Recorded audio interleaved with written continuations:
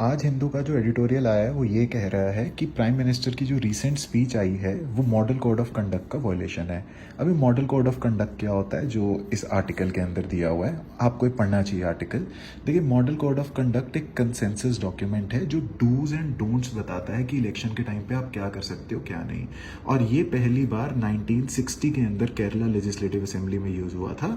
उसके बाद 1962 से लोकसभा इलेक्शंस के अंदर यूज हो रहा है और आप 1979 से इसे प्रॉपरली रिफाइन कर दिया गया था। तो बेसिकली इफेक्टिवली 1979 से यूज हो रहा है।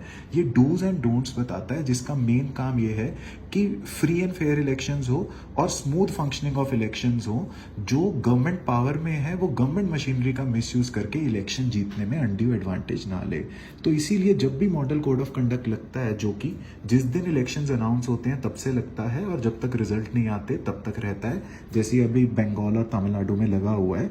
तो जब भी मॉडल कोड ऑफ कंडक्ट लगा होता है, अगर गवर्नमेंट में रहने वाले जो भी व्यक्ति हैं जैसे पीएम ऑल्सो, अगर वो गवर्नमेंट प्लेटफॉर्म्स का यूज करते हैं पॉलिटिकल स्पीच के लिए तो वो इसका वॉयलेशन है और इलेक्शन कमीशन इन्वेस्टिगेट करके चाहे तो उन्हें डिस्क्वालीफाई कर सकता है या पनिशमेंट दे सकता है इलेक्शंस के अंदर।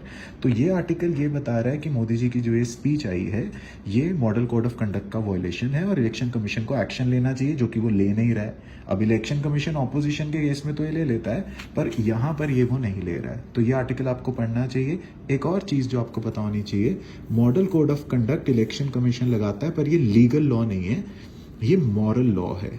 तो ये लीगल प्रोसीजर नहीं है कि सुप्रीम कोर्ट में आप केस कर सकते हो, ये कंसेंसस डॉक्यूमेंट है पर फॉलो अच्छे से सब लोग करते हैं।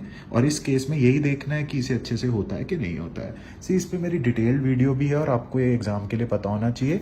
पर की पॉइंट्स ये हैं, आप इसका स्क्रीनशॉट भी ले सकते हैं। इसमें सारी डिटेल्स है कि मॉडल कोड ऑफ कंडक्ट क्या होता है, कब लगता है, कब आया और इसका क्या पर्पस है। You can see that and do read this article. Thank you, all the best.